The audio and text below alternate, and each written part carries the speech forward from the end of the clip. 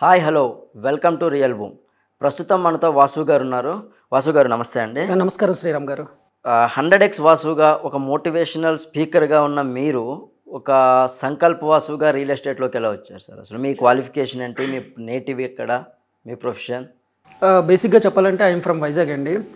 వైజాగ్ నుంచి Hyderabad as a motivational స్పీకర్గా ఎవరైనా ఫిలిం ఇండస్ట్రీ ఉద్దేశంతో మోటివ్తో ఎవరైనా వస్తారో, బట్ నాకు ఇక్కడ అర్థమైంది ఏంటంటే ఒక రియల్ ఎస్టేట్ అనేది ఒక అద్భుతమైన బిజినెస్ అనేది నాకు అర్థమైంది. ఇప్పుడు మనం ఎవరికైనా ఒక అవకాశాలు ఇవ్వాలన్నా, లేదంటే ఎదుటి వ్యక్తుల్ని బాగు చేయాలన్నా, లేదు ఒక ఎదుటి వ్యక్తులకు ఒక అథెంటిక్, ఒక జెన్యూన్, ఒక ఫ్యాక్ట్ ఇన్ఫర్మేషన్ ఇవ్వాలన్నా, అల్టిమేట్గా మనం డబ్బు సంపాదించాలన్నా, ఉన్న స్థానానికి వెళ్ళాలన్నా రియల్ ఎస్టేట్ అనేది ఇంపార్టెంట్ అని నాకు అర్థమైన తర్వాత సో ఈ ట్రాన్స్ఫర్మేషన్ అనేది జరిగింది. బేసిక్గా నేను మోటివేషనల్ స్పీకర్గా ఉండేవాడిని. గత 6 years నుంచి 7 years వరకు దాదాపు యూట్యూబ్లో ఒక 1000 అబోవ్ వీడియోస్ ఉంటాయి. బేసికల్గా మైండ్ మోటివేటర్గా నేను ఎంతోమందికి వర్క్షాపులు పెట్టేవాడిని, మోటివేషన్ చేసేవాడిని. సో తదేపి నా దృష్టిలో ఏమనిపించిందంటే, మన దగ్గర ఏదైనా డబ్బు ఉంటే, లేదు మన దగ్గర నాలెడ్జ్ ఉంటే, అది పబ్లిక్కి మన నాలెడ్జ్ని కరెక్ట్ నాలెడ్జ్ ఇవ్వగలిగితే వాళ్ళు కూడా ఉన్న స్థానానికి వెళ్ళాలి. కేవలం మోటివేషన్ ద్వారా మాత్రమే ప్రజలు మార్చలేమండి. అయితే రియల్ ఎస్టేట్లో ఎందుకు ట్రాన్స్ఫర్మేషన్ అయ్యానంటే, ఇప్పుడు మనం ఎవరికైనా హెల్ప్ చేయాలనుకోండి, మన దగ్గర డబ్బు ఉండాలి. డబ్బులు ఉంటేనే కదా మనం హెల్ప్ చేయగలం. సో ఉండాలంటే మనం బిజినెస్ చేయాలి. నేను డబుల్ పీజీ హోల్డర్ అండి, ఎంబీఏ ఎంఏ సైకాలజీ. సో నాకున్న మేనేజ్మెంట్ రీత్యా ఈ ప్రపంచంలో ఏదైనా ఒక అద్భుతమైన రెవెన్యూ వచ్చే మార్గం ఏదైనా ఉందంటే సేల్స్ అండ్ మార్కెటింగ్.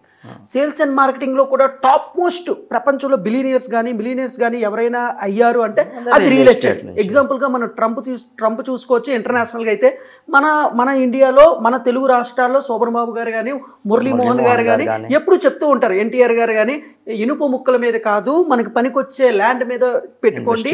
ఎందుకంటే ఈ ప్రపంచంలో ఎప్పుడైనా 4 వంతులు భూమి ఉంటే, అందులో 4 వంతులు ఉంటే 3 వంతుల వరకు వాటర్ ఉంది, 1 వంతు మాత్రమే భూమి ఉంది. సో భూమి ఈజ్ హైయెస్ట్ డిమాండ్ అనమాట. ప్రపంచంలో జనాభా పెరుగుతుంది కానీ దానికి సరిపడా భూమి మటుకు లేదు. సో డిమాండ్ ఉన్నది ఆల్వేస్ డిమాండ్ అనమాట. సో అందుకని రియల్ ఎస్టేట్ వైపు ట్రాన్స్ఫర్మేషన్ జరిగింది. ఈ క్రమంలో నేను ఎంతోమంది ఏజెంట్స్తో మాట్లాడడం, బిల్డర్స్తో మాట్లాడడం, రియల్ ఎస్టేట్ సక్సెస్ఫుల్ పీపుల్తో మాట్లాడడం, ఫెయిల్యూర్ అయ్యే పీపుల్తో మాట్లాడడం.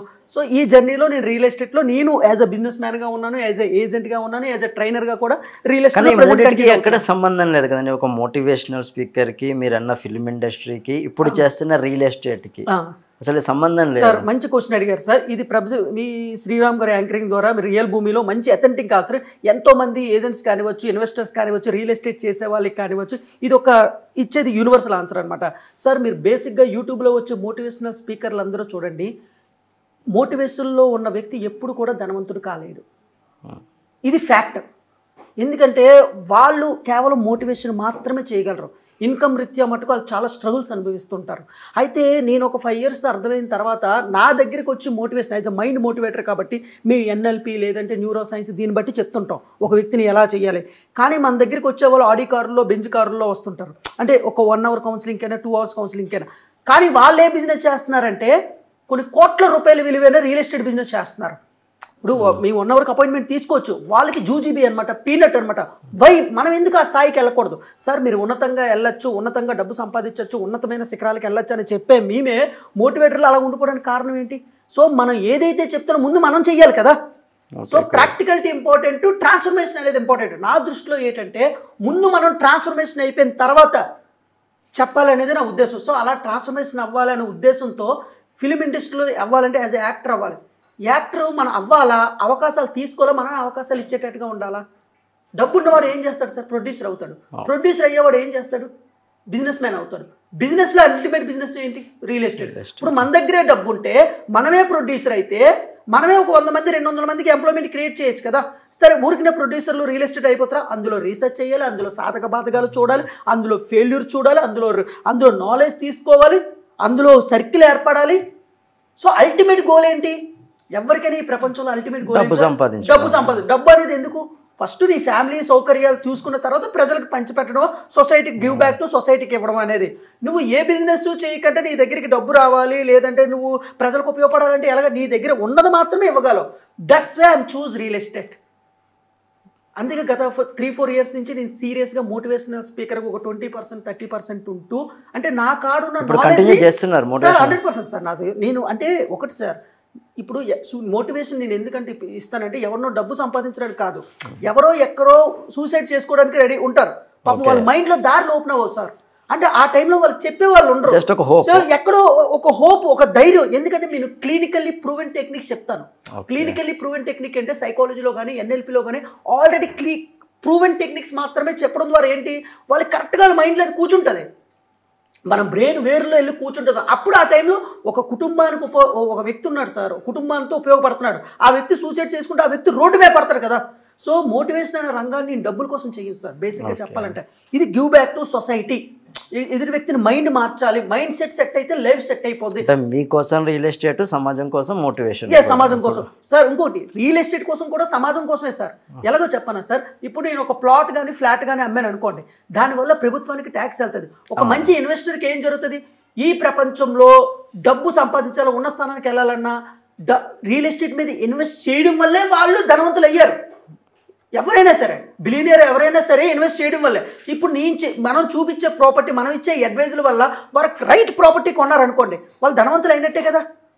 ఒకవేళ వాళ్ళకి తెలియకంట వాళ్ళకున్న నాలెడ్జ్తో, వాళ్ళకున్న ఇన్ఫర్మేషన్తో, వాళ్ళకున్న చిన్న చిన్న ఇన్ఫర్మేషన్తో కొన్నారనుకోండి, రాంగ్ ఇన్వెస్ట్మెంట్ ఏటవుతుంది. ఒక 5 years అయినా 10 years అయినా వాళ్ళకి రాంగ్ ఇన్వెస్ట్మెంట్ రిటర్న్స్ రావు.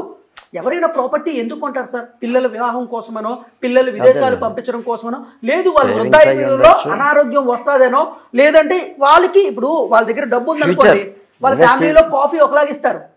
పెళ్ళయింది సార్, వాళ్ళ కోడలు కానీ కొడుకు కానీ డబ్బు ఉంటే ఒకలాగిస్తారు, డబ్బు లేకపోతే ఒకలాగిస్తారు. నీకు ఉపయోగపడేది ఏంటి? నీ దగ్గర ఒక 10 కోట్లు 5 కోట్లు ల్యాండ్, కరెక్ట్ ల్యాండ్ ఇన్వెస్ట్ చేసి అది రేటు పెరిగింది అనుకోండి, నీకు ఇచ్చే మర్యాద ఎలాగుంటుంది ఫ్యామిలీలో. సో ఇది మనం బేసిక్గా ఇప్పుడు మీ ద్వారా చేసిన ఇంటర్వ్యూలో కూడా ఆడియన్స్కి కరెక్ట్ ఇన్ఫర్మేషన్ ఇవ్వాలని, ఎక్కడ ఇన్వెస్ట్ చేస్తే బాగుంటుంది, ఎక్కడ వాళ్ళకి లాభాలు వస్తే, ఎక్కడ వాళ్ళు తక్కువ టైంలో రిటర్న్స్ ఒక అథెంటిక్ ఇన్ఫర్మేషన్, జెన్యూన్ ఇన్ఫర్మేషన్, ఒక ఫ్యాక్ట్స్ అనేది చెప్పే ఉద్దేశం. సో ప్రజలకి అవేర్నెస్ క్రియేట్ చేయాలని. సో అది సార్. ఈ 100x ఏంటండి? 100x అంటే ఇక్కడ నాకు అంటే మోటివేషన్లో కానివచ్చు, బయట కానివచ్చు, 100x సంకల్పం అనే 2 రకాలుగా పిలుస్తుంటారు. అంటే 100x అంటే మనం చేసే పనిలో 100కి 100% దృష్టి పెట్టాలి, అలాగే 100% పబ్లిక్కి ఇన్ఫర్మేషన్ ఇవ్వాలి, అలాగే 100% హ్యాపీగా ఉండాలి, అలాగే 100% మనం తృప్తిగా ఉండాలి, అలాగే మన వైపు నుంచి 100% గివ్ బ్యాక్ టు సొసైటీకి ఇవ్వాలి. దీన్ని 100x అని పెట్టాం. అలాగే సంకల్పం వాసన ఎందుకంటారంటే మనం ఏదైనా ఒక నిర్ణయించుకుంటే సంకల్పంతో ఉండాలి. ఇప్పుడు రియల్ ఎస్టేట్ బిజినెస్ చేసినా, లేదంటే రియల్ ఎస్టేట్ ఇన్ఫర్మేషన్ ఇచ్చినా ఒక సంకల్పంతో ఇవ్వాలి. అంటే ఎదుటి వాళ్ళకి మంచి చెయ్యాలి, ఎదుటి వాళ్ళకి మంచి నాలెడ్జ్ ఇవ్వాలనే సంకల్పం అనమాట. ఎందుకంటే ఒకటి సార్, భగవద్గీతలో ఒక కొటేషన్ ఉంటుంది, మన దగ్గర ఏదైతే ఉందో అది చెప్పలేదు అనుకోండి, అది క్రైమ్తో సమానం. అంటే స్వధర్మ పరిపాలన, పరధర్మ పరిపాలన. మన ధర్మం మనం నెరవేర్తించాలి sir. As a real estate ఎక్స్పర్ట్గా కానివచ్చు, రియల్ ఎస్టేట్ బిజినెస్గా కానివచ్చు, మన దగ్గర నాలెడ్జ్ని ప్రజలకి పంచాలి. ఇప్పుడు ఒకటి సార్, ఇప్పుడు ఈ ప్రపంచంలో ప్రతి పక్షి ఏదో ఒక పని చేస్తూ బతుకుతుంది. ఎవరు చేయాల్సిన పని వాళ్ళు చేయాలి. ఎందుకంటే ఇక్కడ చాలామంది అనుకుంటారు రియల్ ఎస్టేట్ నాలెడ్జ్ అందరికీ ఉంటుందని, ఇన్వెస్టర్లకు అందరికీ ఉంటుందని. మనం కరెక్ట్ నాలెడ్జ్ ఇవ్వలేకపోతే, కరెక్ట్ గ్రోత్ కానీ చెప్పలేకపోతే, కరెక్ట్ పాయింట్స్ వెళ్ళి చెప్పలేకపోతే వాళ్ళు రాంగ్ ఇన్వెస్ట్మెంట్ చేసే ప్రమాదం ఉంది. తర్వాత ఏం జరుగుతుంది, ఒక 10 yearsకో 15 yearsకో వాళ్ళకి అవసరం వస్తుంది, అది రీసేల్ అవ్వకపోతే వాళ్ళకి వచ్చే ప్రాబ్లమ్స్ ఎవరు సాల్వ్ చేస్తారు అప్పుడు? సో మన మెయిన్ మోటివ్ ఏంటంటే ఎదుటి వాళ్ళ డబ్బునే మన డబ్బుగా ఫీల్ అవుతాం, ఎదుటి వాళ్ళ ఎమోషన్నే మన ఎమోషన్గా ఫీల్ అవుతాం. ఇక్కడ ఎవరైనా సార్ రియల్ ఎస్టేట్లో ప్లాట్ అమ్మడమో, ల్యాండ్ అమ్మడమో కాదు సార్. ఒక కస్టమర్, ఒక ఇన్వెస్టర్ యొక్క డ్రీమ్ను అమ్ముతున్నాం. ఎవరికైనా ఏం కావాలి, నాకు ఒక సొంత ఇల్లు ఉండాలి అని ఒక కళ ఉంటుంది. అరే నేను కష్టపడి సంపాదించుకున్న ఈ హార్డ్ అండ్ మనీ ఒక 50 lakhs కానివచ్చు, 1 crore, అది జీవితాంతం కష్టపడే డబ్బు సార్. అది ఒక సెటెనిటీ, ఒక నాలెడ్జ్ లేని ఏజెంట్ కానివచ్చు, నాలెడ్జ్ లేని ఇన్వెస్ట్మెంట్కి చేస్తే ఎంత స్ట్రగుల్ ఫీల్ అవుతారు సార్. ఇప్పుడు నాకు చాలామంది ఇప్పుడున్న ఈ సోషల్ మీడియాలో రియల్ ఎస్టేట్ గురించి ప్రతి ఒక్కరు మాట్లాడి చాలా హ్యాపీగా ఉంది సార్. ఒకప్పుడు ఇది లేదు. ఎందుకంటే కనీసం మీలాంటి ఛానల్ వల్ల అవేర్నెస్ అనేది క్రియేట్ అవుతుంది. ప్రాబ్లమ్స్ ఎక్కడ అవుతాయి సార్? అవేర్నెస్ లేకపోవడం వల్ల అవుతాయి. ఇప్పుడు మనం చేసే పనిలో ఎంతో కొంత సొసైటీకి మేలు చేస్తున్నాం. సో బిజినెస్, రియల్ ఎస్టేట్ ఇవన్నీ పక్కన పెడదాం, కానీ స్వధర్మ పరిపాలన ఉంది కదా. ఇప్పుడు ఎప్పుడైనా ఒకటి సార్, మనం చేసే పని వల్ల ఎదుటి వాళ్ళకి ఉపయోగం ఉంది అంటే ఆ పని స్వధర్మ పరిపాలన. మీకేది సాటిస్ఫాక్షన్ ఉంది? నాకు 2 సాటిస్ఫాక్షన్ ఉంటుంది సార్. ఒకటి వృత్తిపరంగా రియల్ ఎస్టేట్ అనేది ఎప్పుడు సాటిస్ఫాక్షనే. ప్రవృత్తి పరంగా ఎదుటి వాళ్ళని మోటివేట్ చేస్తే ఇంకా అది కూడా సాటిస్ఫాక్షన్. ఎందుకంటే సార్ ఒక మనిషి స్టక్ అయిపోయాడు అనుకోండి, అంటే ఇంట్లో టాక్సిక్ రిలేషన్షిప్ ప్రాబ్లమ్స్ కానివచ్చు, ఇంట్లో అప్పుల బాధలు కానివచ్చు, ఇంట్లో ఏదో ఒక మైండ్లో ప్రాబ్లమ్స్ ఉంటాయి. ఆ మైండ్ సెట్ అయితే లైఫ్ సెట్ అయిపోద్ది. సో ఆ మైండ్ని మూవ్ చేయడానికి మోటివేషన్ కావాలి సార్. ఒక్కోసారి చూడండి, మీరు ఎక్కడికైనా వెళ్ళేటప్పుడు ఒక కొటేషన్ కానీ లేదంటే ఒక పదాలు కానీ తెలిసినప్పుడు ఎక్కడి నుంచి ఒక ఐడియాస్ వస్తాయి మీకు. ఎలా వస్తాయి? ఆ పదాలకి అంత శక్తి ఉంటుంది. అందుకే మోటివేషన్కి అంత శక్తి ఉంటుంది. మీ మైండ్ని ఊరికినే మారుస్తారు. ఈ ప్రపంచంలో ఎవరైనా ఒక టాప్ మోస్ట్ పీపుల్ ఎవరైనా ఉన్నారు అంటే అది కమ్యూనికేషన్ లీడర్స్ అనమాట. అంటే మనలో ఉన్న నాలెడ్జ్ని అవతల వాళ్ళు మైండ్లో కూర్చోబెట్టే శక్తి కొంతమందికి ఉంటుంది. That is power of motivation అంటాను. కానీ దాన్ని కరెక్ట్గా ఒక జెన్యున్గా పెడితే, కరెక్ట్గా చెప్తే మటుకు 10 కాలాల పాటు మనల్ని గుర్తుపెట్టుకుంటారు. మీకు ఎప్పుడైనా మీ లైఫ్లో మీరు ఇంత స్థాయికి రావడానికైనా లేదా ఫ్యూచర్లో ఉన్న స్థానానికి వెళ్ళైనా మీ మైండ్లో ఒక 10 మంది ఉంటారు. వాళ్ళు ఎందుకు మీకు అంటే ఇష్టం తెలుసా సార్? వై? బికాజ్ వాళ్ళు పాటించే కోర్ ప్రిన్సిపల్స్, వాళ్ళు పాటించే కొన్ని ఎథిక్స్, వాళ్ళు పాటించే కొన్ని హ్యాబిట్స్, ఇవన్నీ వాళ్ళకి ఇష్టం. దాని ద్వారా మీరు మైండ్లో పెట్టుకుంటారు. అదే మనం అవ్వాలనుకుంటాం. That is power of role model అనమాట. ఐదర్ మోటివేషన్ కానివచ్చు, ఐదర్ రియల్ ఎస్టేట్లో కానివచ్చు.